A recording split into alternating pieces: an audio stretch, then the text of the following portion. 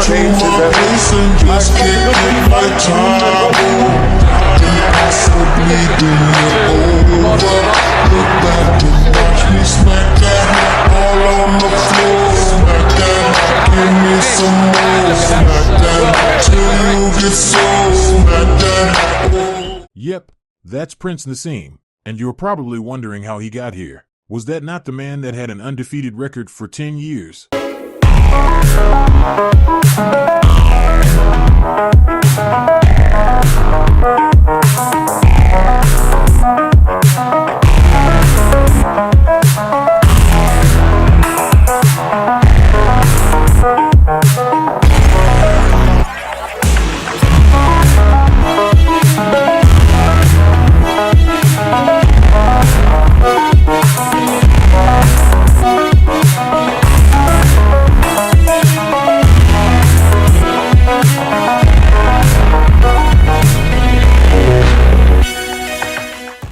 Naseem's first fight was with Ricky Beard. Ring debut of one of the biggest names in world boxing in the 1990s. A man who, even at an early age, knew just how to make an entrance. At the time, he was just a young, ambitious fighter eager to make his mark. But Naseem's style was unorthodox, leaving Beard and the crowd struggling to predict his moves. Beard, an experienced junior fighter, came in ready to challenge Naseem's confidence. But Naseem's speed and accuracy quickly became evident as he darted around the ring, effortlessly slipping into position to unleash precise and powerful shots. duration. Take a little bit of flamboyance away from round 3 or 4. I'd be interested to see how Naseem copes. Right hand knockdown. The fight was fast-paced, with Naseem's flashy confidence on full display. In just the second round, he landed a decisive shot through Beard's guard, ending the fight with a technical knockout.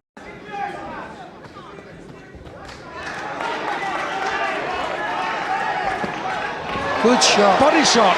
That was a good shot on Ricky. He'd do well to get over it. It really took the wind out of his sails. And that's all over. Well. A delighted young man doing his flips for all to see.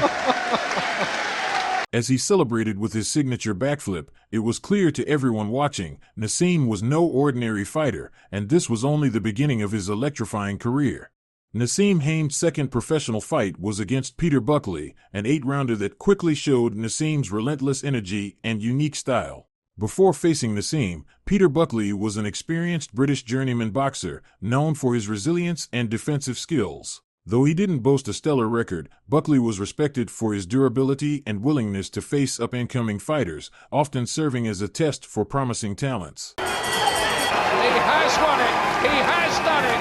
Number 300 is a win for Peter Buckley. Buckley, though experienced, found himself on the defensive as Naseem moved unpredictably around the ring, effortlessly switching stances and angles.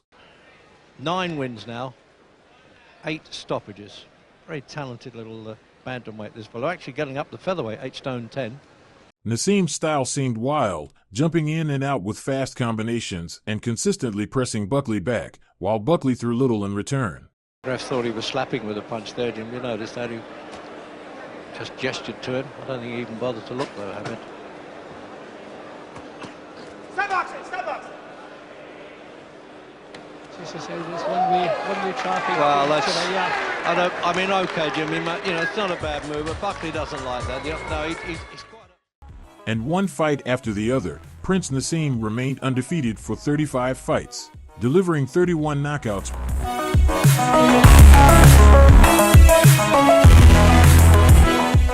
Prince Naseem was truly royalty in boxing, and everyone who dared him in the ring kissed his feet.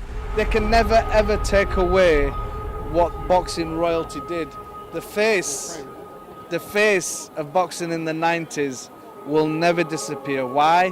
Because they will never ever have that entertainment the way they got with me.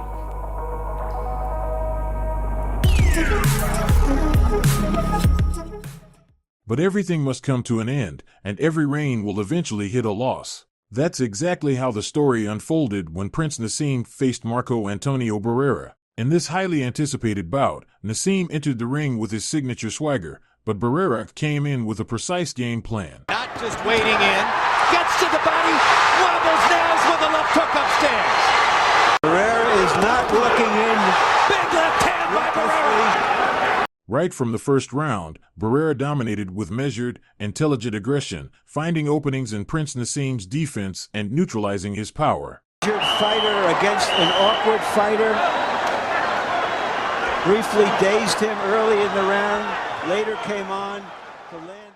Despite Naseem's attempts to rally with his powerful left hand, Barrera stayed calm, countering with hard shots to both the body and head. He maintained pressure without overcommitting, forcing Naseem off balance and exposing weaknesses in his flashy style. Left hand by Prince Naseem, countering Barrera inside. Naseem's power that Barrera is fighting the way he is. As the fight wore on, Barrera's strategy continued to wear down Naseem, who struggled to find his rhythm against his disciplined opponent. Organizational style that the Prince has developed since he was a boy is being exposed. He's not taking that advice. He's going for it. He's been on the wrong side of at least one decision here in Las Vegas. The fight's climax came when Barrera pinned Naseem against the ropes, landing a punishing series of shots and driving home that this was no ordinary fight for either of them. I think Barrera has already shown with his chin, one left hand won't do it. That's true. Too much chin. Barrera pounds Naseem into the ring post. Ultimately, Barrera won by unanimous decision, handing Naseem his first professional loss and putting an end to his undefeated streak. This moment marked a pivotal turning point in Naseem's career, and it was clear that Barrera had exposed vulnerabilities in his otherwise dominant reign. Antonio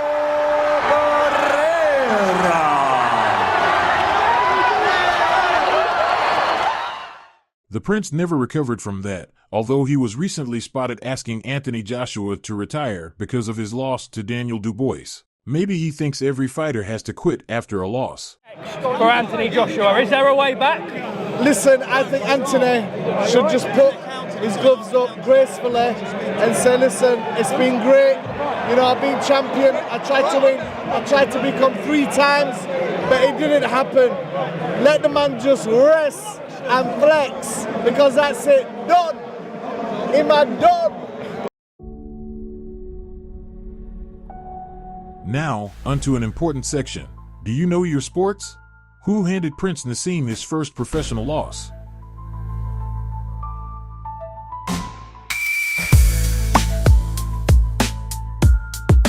How many knockouts did Prince Naseem achieve in his career?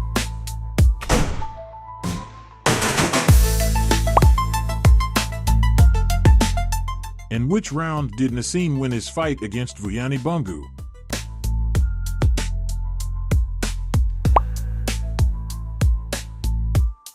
What was Naseem's professional boxing record?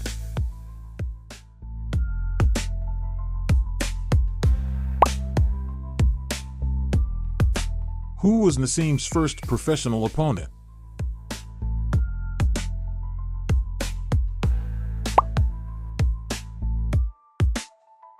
So what makes ET different than everybody else? Every year I just kept going. And I kept going. And I kept going. And I kept saying, one day gonna be my day. But you know what I'm not gonna do? I'm not gonna quit in the process. I'm not gonna give up. I'm not gonna give in. I invested too much to quit. I made too many sacrifices to give up. I paid too much. Listen to me. I cannot stop what happens to me, but I can dictate how I respond. So when life happens, I don't just sit there and cry. I buck back. I will greet this day with love in my heart, and I will overcome evil. And the problem with some of you in this room, you will never be great, because every time you go through pain, every time you go through a problem, every time you go through discouragement, you give up and you quit, and you do not understand that at the end of pain is your millions. At the end of pain is your reward. At the end of pain is your productivity. At the end of pain is your promise. So do me a favor, stop crying about it and use your energy to get through it.